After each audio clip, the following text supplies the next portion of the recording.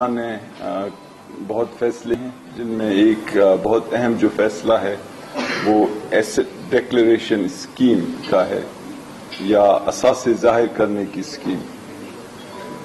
اس scheme کا بنیادی مقصد یہ ہے کہ جو اثاثے بلیک ہیں ان کو کس انداز میں اکانومی کے اندر لایا جائے اور ان کو وائٹ کرنے کی اپرچونٹی دی جائے لوگوں کو، یہ اس کے اندر لایا جائے اور ان کو وائٹ کرنے کی اپرچونٹی دی جائے لوگوں کو۔ یہ اسکیم جو ہے اس کا بنیادی مقصد یہ نہیں ہے کہ ریونیو اکٹھا کیا جائے، اس کا بنیادی مقصد یہ ہے کہ اکانومی میں ڈاکیومنٹیشن ہو اور اکانومی کا جو پہیہ ہے وہ زیادہ تیز رفتاری سے چلے، اور جو ایسٹس ایک طرح سے ڈیڈ ایسٹس ہیں ان کو اکانومی کے اندر ڈال کر ان کو فعال بنایا جائے۔ اس کے اندر جو تیسری ایسپیکٹ ہے وہ یہ ہے کہ ہم نے کوشش کی ہے کہ یہ اسکیم بہت ہی آسان ہو سمجھنے میں بھی اور امپلیمنٹ کرنے میں بھی، تاکہ اس میں لوگوں کو دقت نہ آئے اور یہ بہت ہی سیملیسلی بہت ہی اچھے انداز میں امپلیمنٹ ہو سکے۔ اس کو ہم نے ریئلسٹک رکھا ہے، اس کے اندر جو ریٹس ہیں اتنے زیادہ نہیں رکھے گئے ہیں اور نہ ہی ان کی تعداد بہت رکھی گئی ہے۔ آخرکار جو اس کے پیچھے فلسفہ ہے وہ یہ نہیں ہے کہ لوگوں کو ڈرایا دھمکایا جائے، وہ یہ ہے کہ بزنس کے لوگوں کو انکریج کیا جائے کہ وہ پارٹیسپیٹ کریں صحیح انداز میں جو لیگل اکانومی ہے اس میں۔ اور ایک اور جو بڑا نکتہ ہے اس کے بارے میں وہ یہ کہ یہ جون 30 تک لوگوں کو اپرچونٹی ہوگی اس میں شامل ہونے کی۔ میڈم بھی آ گئی ہیں، we are lucky to have her, نہیں کے لیے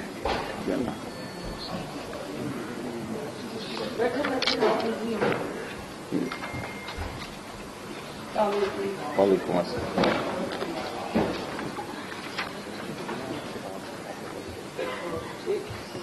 یہ اسکیم جو ہے اس میں ہر پاکستانی شہری پارٹیسپیٹ کر سکے گا، سوائے ان لوگوں کے جو کہ ایک پوزیشن جو ہے حکومت میں رکھ چکے ہیں اور ان کے ڈپینڈنٹ۔ دوسری چیز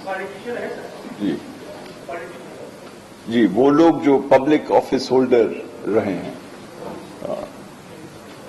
یہ ان کی تفصیلات جو ہیں حماد اظہر صاحب جو منسٹر اسٹیٹ ہیں ریونیو کے اور شبر زیدی صاحب جو ہمارے نئے چیئرمین ہیں FBR کے، وہ Q&A میں بھی دیں گے، لیکن بنیادی طور پہ اس میں تمام ایسٹس جو ہیں وہ شامل ہیں جو پاکستان میں ہوں یا پاکستان سے باہر ہوں، اور جو بھی ایسٹس جو کہ ریئل اسٹیٹ کے علاوہ ایسٹس ہیں وہ 4% جو ہے ریٹ دے کر ان کو اس میں ایسٹ ڈکلیریشن اسکیم میں شامل کیا جا سکتا ہے۔ اور اگر باہر کے ایسٹس ہیں اگر آپ ان کو ڈکلیئر کریں گے یا یہاں کے ایسٹس ڈکلیئر کریں گے تو شرط یہ ہے کہ وہ کسی بینک اکاؤنٹ میں رکھے جائیں جہاں تک کیش کا تعلق ہے، اور جہاں تک ریئل اسٹیٹ کا تعلق ہے تو اس کی جو ویلیو ہے وہ FBR کی جو ویلیو ہوتی ہے اس سے 1.5 گنا زیادہ ہوگی تاکہ وہ مارکیٹ ویلیو کے قریب آ سکے، اور ریئل اسٹیٹ کی جو ریلیونٹ نمبر ہے جو ریٹ ہے وہ 1.5 یعنی 1.5% ہے جس کی بیسس پہ اس ویلیو کو کیا جا سکتا ہے۔ تو اگر FBR کی ویلیو کسی بھی پراپرٹی کے لیے 10 لاکھ ہے تو ہم اس کو 15 لاکھ کی بیسس پہ وائٹ ان کریں گے اور اس کے اوپر 1.5% دے کر وہ وائٹ ان کی جا سکے گی۔ اگر باہر کوئی شخص ہے جو وہاں پہ اپنے پیسے جو یہاں سے لے جائے گئے ہیں باہر، وہ اگر وائٹ ان کرنا چاہیں تو وہ بھی کر سکتے ہیں، لیکن اگر فار ایگزامپل انہوں نے कैश समझे कि $10,000 हैं, वो उसको वाइट इन करना चाहते हैं तो उनको 4% देना होगा, और बकाया जो पैसे हैं उनको पाकिस्तान में लाकर पाकिस्तान के बैंक अकाउंट में रखना होगा, चाहे फॉरेन एक्सचेंज बैंक अकाउंट में रखें या लोकल करेंसी के बैंक अकाउंट में रखें। लेकिन अगर वो पैसे यहां नहीं लाना चाहते हैं और वाइट इन करा के बाहर ही अपने बैंक अकाउंट में रखना चाहते हैं तो फिर उनको 4% की बजाय इजाफी 2% और भी देने पड़ेंगे, और ये अमाउंट जो है उनके लिए इस सिचुएशन में 6% होगा। ये एक और जो बड़ी चीज इस के अंदर है इस प्रोग्राम में, जो कि मुख्तलिफ प्रोग्राम जो इस तरह के आए हैं माजी में उससे ये मुख्तलिफ है, वो ये है कि एक बेनामी जो लॉ है वो पास हुआ है, और उसकी एक खुसूसियत ये है कि उसके तहत अगर कोई डिक्लेरेशन नहीं करता है तो उसके ऊपर जो पूरे एसेट है उसको कॉन्फिस्केट किया जा सकता है, और यानी उसको जब्त किया जा सकता है, और उसमें लोग जेल भी जा सकते हैं। तो यहाँ पे एक ये फैसिलिटेशन दी जा रही है कि जो बेनामी अकाउंट्स हैं पाकिस्तान में या बेनामी प्रॉपर्टीज हैं वो लाकर उनको वाइट इन कर दें, इससे पहले कि जो लॉ है बेनामी का उसकी इम्प्लीमेंटेशन जो है और उसकी जो सख्तियां हैं उनसे बचने के लिए, ताकि we are giving this opportunity. तो ये एक तरह से अच्छी ट्रांजिशन है towards the implementation of that law. I think मेरे ख्याल में I have summarised enough. We are available. Hamad and Shabar are also here. They know much more than I do about this topic. तो आप सवाल करना चाहें तो कर सकते हैं, और मैडम हमारी सबकी जो हैं फुल गवर्नमेंट की स्पोक्स पर्सन है, she is also here and we are thankful to her for coming. और फिर जैसे ये टॉपिक खत्म होगा तो she will give a full fledge briefing on the overall cabinet. मेरा आपसे जी बारी बारी करें, एक दो रिक्वेस्ट है, बारी बारी करें, अच्छे धीमे लहजे में बोलें और तकरीर की बजाय सवाल करें। सर बड़ी खुशी हुई है कि आप अकाउंटिंग के साथ हमें भी सुधार रहे हैं। जी थैंक यू। मेरा आपसे क्वेश्चन ये है, कल से IMF से जब से आपकी बातचीत हुई है, अपोजिशन ये कह रही है कि IMF ने IMF से मुआवजा किया, इसके ऊपर आप क्या कमेंट करेंगे? जी देखें, IMF और पाकिस्तान के मुज़ाकरात जो हैं ये पिछले 7-8 महीने से चल रहे थे और एक अच्छे अंदाज में वो मुकम्मल हुए हैं कि स्टाफ लेवल एग्रीमेंट हुई है। अभी इस स्टाफ लेवल एग्रीमेंट के बाद जो नेक्स्ट स्टेप है वो IMF का फुल बोर्ड इस प्रोग्राम को अप्रूव करेगा, और इसमें कोई नई बात नहीं है।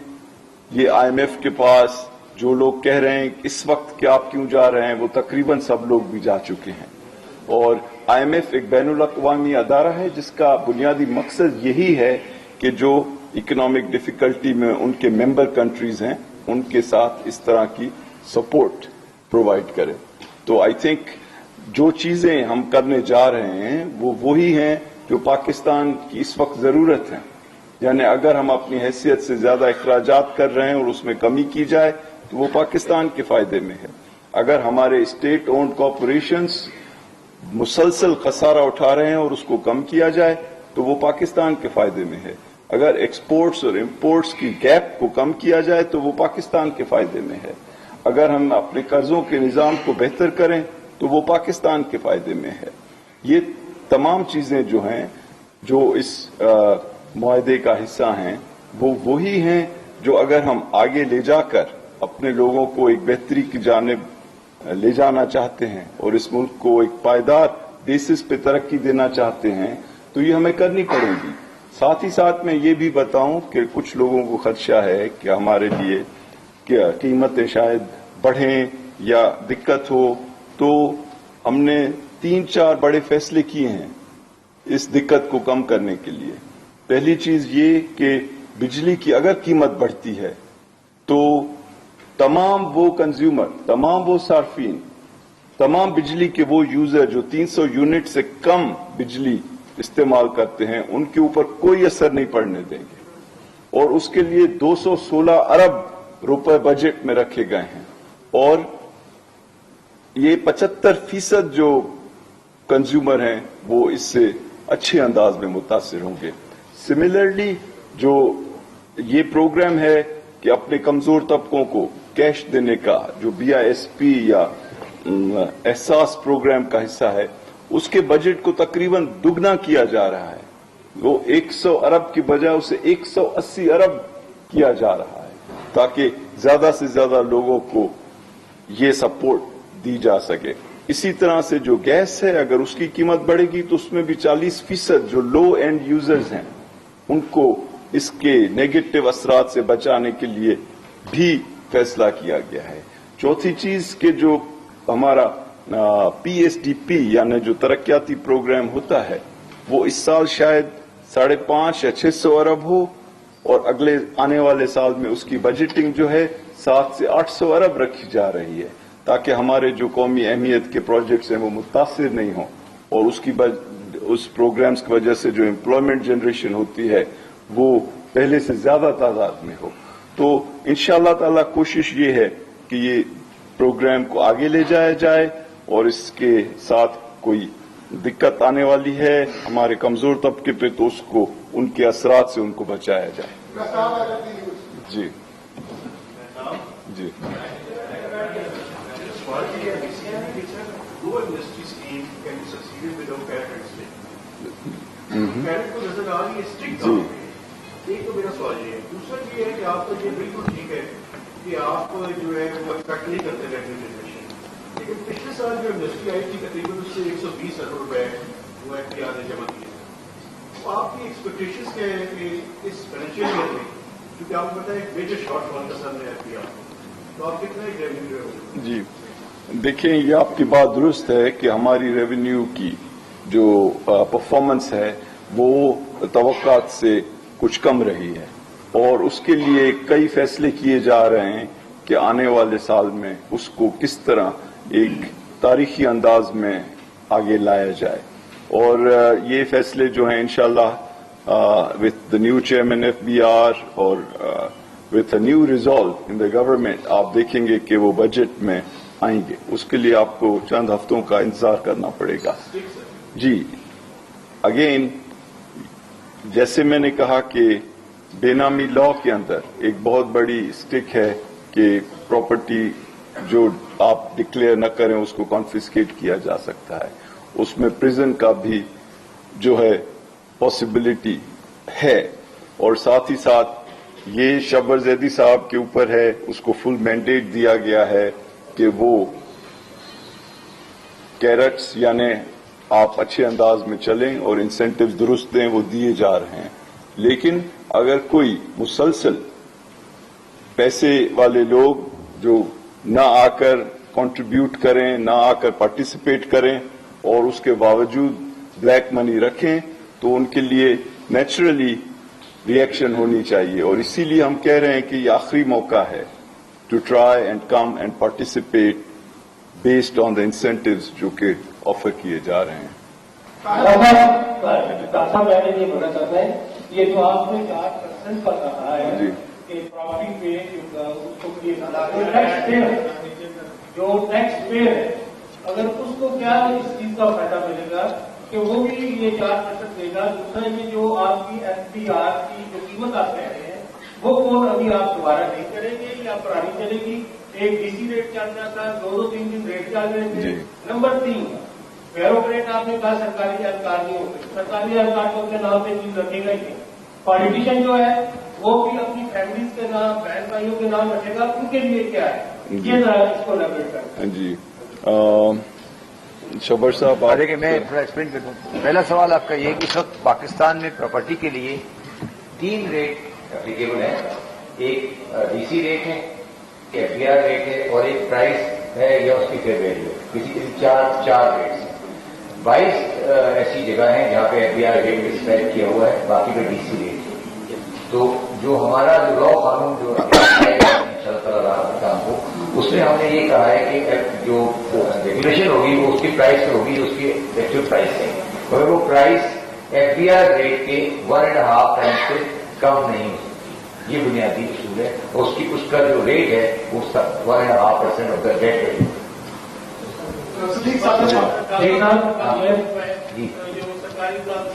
सरकारी मुलाजमी देखिए, उसमें जो definition of public office holder है वो वही है जो पुराने वाले लॉ में थी। उसमें हमने उसमें एक और तब्दीली ये की है कि उसका जो डिपेंडेंट्स है वो भी शामिल है, और अगर किसी सरकारी मुलाजिम का बेनामीदार है तो वो भी एनएसटी को अवेल नहीं कर सकता। एक और चीज मैं बताऊं, मैं ये बताऊं कि जो इंफॉर्मेशन बेस है जिसकी बुनियाद पे FBR ये चीजें परसू कर सकता है, उसमें भी इजाफा हो रहा है, और तकरीबन 1.5 लाख अकाउंट्स ऐसे हैं 28 ममालिक में जिनके बारे में इंफॉर्मेशन जो है वो हमने हासिल की है। तो वो भी एक बहुत कीमती डेटा सोर्स है जिसको इस्तेमाल किया जा सकता है, और ये भी कोशिश हो रही है कि टेक्नोलॉजी को यूज करके जो मुख्तलिफ फाइनेंशियल रेगुलेटर्स हैं जैसे FBR, state bank of Pakistan, SECP, NADRA, जिनके पास इन चीजों की तफासिल हैं, FIA, उनको इंटीग्रेट किया जाए ताकि इसमें जो है फैसिलिटेशन हो। मैं थोड़ा शेख साहब की आखिरी वाली बात को एक्सप्लेन कर दूं, आपके लिए बेहतर रहेगा। देखिए, जो माशी ट्रांजैक्शन है उसका डेटा FBR के पास भी है, SPB के स्टेट बैंक के पास भी है, SECP के पास भी है, FIA के पास भी है, तो वो सारे डेटा डिसइंटीग्रेटेड हैं। अब कोशिश ये की जा रही है कि उन डेटा को इंटीग्रेट किया जाए, तो कोई भी आदमी अगर माशी कोई सरगर्मी कर रहा है तो वो शायद अब हमारी कोशिश होगी कि उसको अवेलेबल करके हम उसको टैक्स सिस्टम में ला सकें। तो ये एक जो आपने बात की बता साथ स्टिक की, वो स्टिक का एक पहलू है। सर ये बताइएगा कि ये स्कीम आज में भी इस तरह की स्कीमें लाई जाती है जो पूरी तरह नाकाम हुई, और किसी को कहा गया कि रेवेन्यू बढ़ेगा, मनोलिंग की हुकूमत थी, पीपल्स पार्टी की हुकूमत थी। अब आप इस तरह की स्कीम को ये जो स्कीम है मार्केट स्कीमों से किस तरह मुख्तलिफ होगी, और ये भी कहा जाता है कि हर हुकूमत ये कहती है IMF प्रोग्राम आखिरी होगा, जब आपने ये प्रोग्राम आपने जाने क्या इसकी पीढ़ी बनाएंगे, बाकी आखिरी प्रोग्राम होगा। जी देखिए, मैं आपके दूसरे सवाल का जवाब दूंगा, और पहला सवाल हमारे जो मिनिस्टर ऑफ स्टेट हैं जो इसमें काफी डिटेल से काम करते रहे वो देंगे कि ये क्यों दूसरी जो स्कीम्स हैं उनसे क्यों ये जरा मुख्तलिफ है।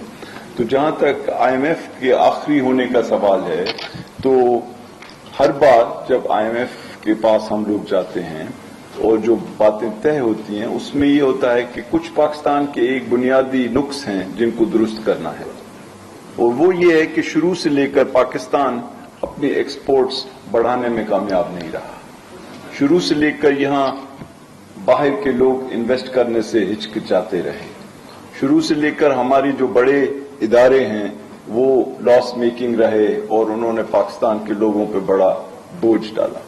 शुरू से लेकर यहां पे रेवेन्यू की मोबिलाइजेशन ऐसी नहीं हो पाई कि जहां पे अमीर लोगों से पैसे निकालकर पूरे मुल्क की डेवलपमेंट की जाए। तो ये 4-5 बड़े बुनियादी नुक्स हैं जिनके ऊपर काम करना है। अगर हम इन बड़ी जो पाकिस्तान की चैलेंजेस हैं उनसे अगर निपटने में कामयाब नहीं हुए तो फिर जो माजी की तरह होता रहा है कि IMF के प्रोग्राम आए और हमें 3-4 साल रिकवरी हुई और उसके बाद जो है हम अपने जो बुनियादी नुक्स चूंकि खत्म करने में कामयाब नहीं हुए तो वो उभर के आ जाती हैं। अब देखिए ना, जो पिछले 5 साल गुजरे उसमें पाकिस्तान शायद वाहिद मुल्क हो जिसके अंदर एक्सपोर्ट्स में रत्ती भर इजाफा नहीं हुआ 5 साल के अंदर। सो उस सूरत में जब आपके इंपोर्ट्स इतने हों और एक्सपोर्ट्स न बढ़ें तो you have to pay for the imports, and you know that was a price we are paying now. Yes, अभी इसके अंदर जो चीजें मुख्तलिफ हैं और जो आपका सवाल है कि माजी की जो एमनेस्टी स्कीम कहते थे उसमें और ये एसेट डिक्लेरेशन स्कीम में क्या फर्क है। सबसे पहले जो पिछले साल स्कीम आई मिसाल के तौर पे उसमें टैक्स फाइलर बनने की कोई शर्त नहीं लगाई गई। अब जो लोग इसमें डिक्लेयर करेंगे वो बाकायदा तौर पे ہم ضروری کر رہے ہیں کہ ان کا ٹیکس فائل بننا لازمی ہوئے گا. دوسرا یہ کہ ہم یہ کوئی ریونیو کے لیے نہیں کر رہے. ہم چاہ رہے ہیں کہ جو آپ کا کالا دھن پڑا ہے معیشت کے اندر وہ وہاں سے نکلے ان سیکٹر سے اور آپ کے پروڈکٹیو سیکٹرز کے اندر آئے, کاروباروں میں آئے, زراعت میں آئے, صنعتوں میں آئے. اس کے لیے ہم یہ اجازت دے رہے ہیں کہ جو کاروباری لوگ ہیں وہ اپنی کتابوں کو ریوائز کر سکتے ہیں اور اس میں اپنے ایسٹس جو ہیں ان کو ریوائز کر سکتے ہیں. تو بیلنس شیٹ ریویژن کا اس مرتبہ ہم ایک آپشن دے رہے ہیں. ایک اور جو غلطی رہ گئی تھی میں سمجھتا ہوں, جو بہت بڑی غلطی چھوڑی گئی پچھلی اسکیم میں, وہ یہ تھی کہ لوگوں کو کیش ان ہینڈ ڈکلیئر کرنے کی اجازت دے دی گئی بغیر کسی ثبوت کے. یعنی لوگ اپنی فیوچر ارننگز کو بھی ایمنسٹی میں ڈکلیئر کر لیتے تھے کیونکہ دکھایا نہیں جاتا تھا کیش. اب تمام کیش ان ہینڈ کو بینک میں ڈپازٹ کرا کے اس کی ڈپازٹ سلپ کے ساتھ ایمنسٹی میں ڈکلیئر کیا جائے گا. آخری چیز جو مشیر خزانہ صاحب نے بتائی کہ پراپرٹیز کو اب ہم ایف بی آر ویلیو یا ڈی سی ویلیو پہ نہیں ہم کر رہے, ہم اس کو 150%, 1.5 گنا اس کو ہم ایف بی آر ویلیو سے منیمم پہ ہم اب اس کے اوپر ایمنسٹی کے اوپر ڈکلیئر کرنے کی اجازت دے رہے ہیں. اور ہم نے اس کے ساتھ ساتھ تمام پروونشل ریونیو اتھارٹیز سے بات کر کے باہمی مشاورت کے ساتھ یہ طے بھی پایا گیا ہے کہ 1 جولائی تک وہ چاروں پروونشل ریونیو اتھارٹیز نے اگری کیا ہے کہ وہ اپنے ڈی سی ریٹس بھی پراپرٹی کے جو ہیں وہ مارکیٹ ویلیوز کے قریب تک ہیں. اور سیلز ٹیکس کے اندر بھی ہم یہ اجازت دے رہے ہیں اس مرتبہ اس اسکیم میں کہ سیلز ٹیکس سے جو تاجر حضرات پہلے سیلز ٹیکس نہیں دیتے تھے اب وہ اپنی گڈس کو ان کو ایک ذریعہ دیا جا رہا ہے کہ وہ سیلز ٹیکس جو ہے اس کے اوپر اس کو ڈکلیئر کر سکتے ہیں اس ایسٹ ڈیکلیریشن اسکیم کے اندر تاکہ وہ انڈاکیومنٹڈ سیکٹر سے ڈاکیومنٹڈ سیکٹر کے اندر آ جائیں. ہم نے ایک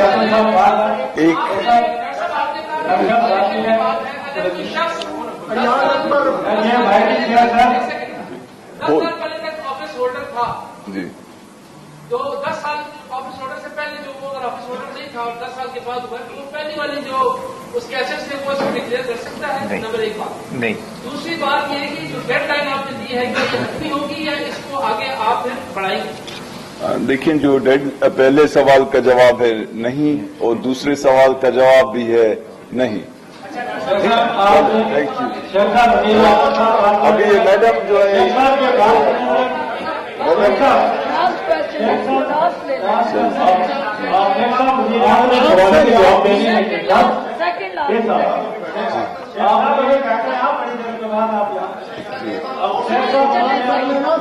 بڑے ہونے کے بعد سوال کے جواب یہ کہتے رہے ایمنسٹی اسکیم کے چوروں ڈاکوؤں کو ریلیف دینے کے لیے کی جاتی ہے. اب یہ بتائیں جو لوگ باقاعدگی سے ٹیکس پے کرتے ہیں ان کا کیا قصور ہے؟ دوسرا آپ نے یہ کہا جو لوگ اپنے سیٹ کیے ہوئے ٹارگیٹ پورے نہیں کر سکے ان کے لیے آپ کیا تجویز پیش کرتے ہیں سزا کی؟ کیونکہ اس کی وجہ یہ ہے کہ لوگ 10-12 سال سے انکم ٹیکس پے کرتے ہیں ایک ہی جگہ پہ بیٹھے ہیں, ان کے لیے آپ کیا کریں؟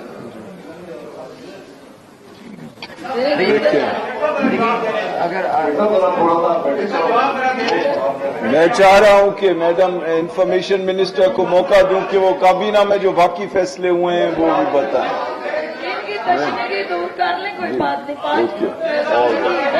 جی جی دیکھیے میں جو ایک پہلے ان کے سوال کا جواب ایک سوال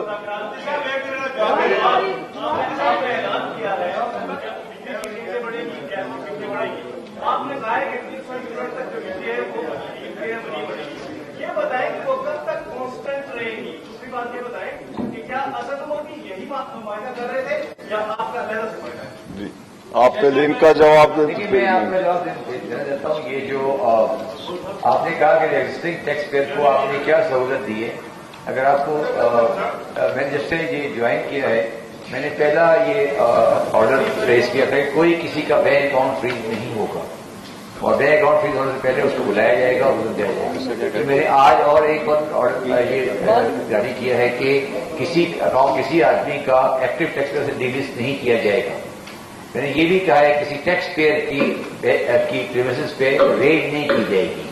تو ہمارے دو پہلو ہو سکتے ہیں ٹیکس کے مسائل کو حل کرنے کے لیے. پہلے اس کو ہم فیسیلیٹیٹ کریں گے, اگلا اسٹیپ جب ہمارے پاس انشاءاللہ زیادہ پیسے ہوں گے تو ہم اس کو ریٹ بھی ریڈیوس کریں گے. تو ہم جور سے جب کام کر رہے ہیں, پہلے ہم نے فیسیلیٹیشن کی. آپ یہ بڑی واضح پوزیشن ہے. آپ تین جو ایکشن میں نے دیے ہیں لاسٹ 2 days میں. اس کا پبلک آپ کے سامنے ہی سب کے واضح ہے. اور اب اگلا جو اسٹیپ ہے، آپ نے کہا کہ ٹیکس پیئرس کو کیا سہولت دیں گے وہ بجٹ میں انشاءاللہ. چلیں کرنے دیں، اٹھا لینے دیں، چلیں ساتھ دے دیں گے.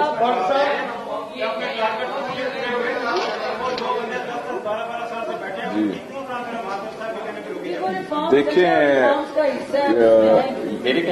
ہم جو ہے جو چیئرمین ایف بی آر آئے ہیں ان کو مکمل طور پہ اختیار دیا گیا ہے کہ وہ ایف بی آر کے اندر جو بھی چینجز کرنا چاہیں کریں. ٹھیک ہے.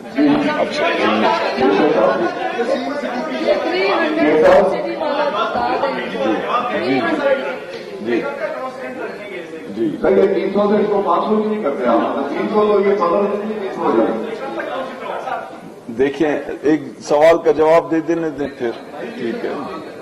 دیکھیں، یہ میرے بس میں یا کسی بھی شخص کے بس میں نہیں ہے کہ وہ یہ طے کرے کہ کب قیمتیں بڑھیں گی. ہماری تو کوشش اور خواہش یہ ہوگی کہ قیمتیں نہ بڑھیں. لیکن یہ جو سوال ہے آپ کا کہ جو 300 یونٹ سے کم لوگ ہیں، جو 75% صارفین ہیں، تو اگر ان کے اوپر اس وقت چونکہ حکومت کا کاروبار سال بہ سال چلتا ہے اور اس کے لیے بجٹ بنائی جاتی ہے، تو یہ جو فیصلہ ہے یہ اس بجٹ میں ریفلیکٹ کیا جائے گا اور اضافی رقم رکھی جائے گی فار دا ایئر 2019 to 20، یعنی جون 30 سے لے کر جولائی 1 سے لے کر جون 2020 تک. اور اگر ضرورت پڑی اس کے بعد تو انشاءاللہ اٹ ول بی ریفلیکٹ. نہیں، بجٹ کے اندر تو ہو نہیں سکتی ہے نا، بجٹ کے اندر تو نہیں ہو سکتی. ایک سوال اس سے پہلے یہ ہوتا تھا کہ آئی ایم ایف جو ہے وہ ششمانی بنیادوں پر جو ہے وہ قرض فراہم کرتی تھی، لیکن پہلی دفعہ یہ ہو رہا ہے کہ ماہانہ بنیادوں پر آپ کی کارکردگی اور 39 مہینے اس پہ لگیں گے. جی یہ اس کا جواب جی جی جی یہ بات درست نہیں ہے کہ یہ ماہانہ بنیادوں پہ ہو. یہ بتائیے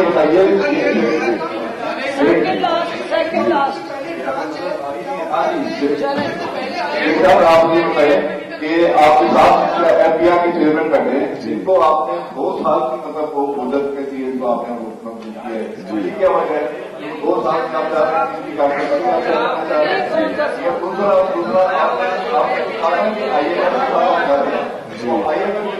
اگر آپ کر رہے ہیں تو آپ کو بہتر پتا ہوگا کہ عوام جو ہے وہ پریشان ہے. یہ سوچ کر کے آپ یہ عوام کو بھی کوئی فائدہ ہوگا. نہیں تو آپ کیا چاہ رہے ہیں کہ شبر زیدی صاحب کو 2 سال سے زیادہ رکھا جائے؟ جی جیسا یہ بتائیے گا، آپ نے پہلے دور میں بھی آپ سابقہ حکمرانوں کے ساتھ جی ان لوگوں نے کیا مسٹیکس کی جو کہ آپ اس گورنمنٹ کو دیں گے کہ یہ نہ دہرائیں. جی اور پرانے پرائم منسٹر عمران خان صاحب کے ویژن کو کیسا دیکھتے کہ وہ آپ کو ریلیز دینے کے لیے کتنے سے جی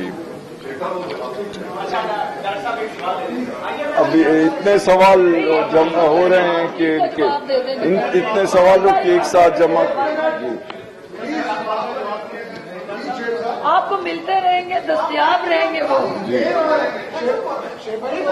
میں دیکھیں، میں آپ سے ایک کمٹمنٹ کر سکتا ہوں کہ اگلے ہفتے جو ہفتہ چل رہا ہے اس کے دوران between now and 1 week from now ایک فل فلیج الگ کانفرنس کرتے ہیں جو کیو بلاک میں ہو، جس میں ان چیزوں کے اوپر آرام سے بات کی جائے.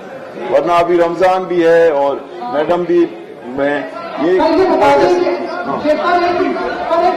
جائیں بتا دیں کہ کیا آئی ایم ایف کی اماؤنٹ ہے جیسے بورڈ کتنا ٹائم لے گا، کئی ایسی بورڈ جو ہے یہ ڈیسیجن جیسے پہلے پہلے کا ہمارے بجٹ اماؤنٹ سے پہلے پاکستان آ جائے گی جبکہ بورڈ کی کنڈیشن دے گا ایگزیکٹو بورڈ ہے ہمارے پہلے کتنا ٹائم لے گا اس کو پاس کرنے وہاں پہ بورڈ میں اپروول میں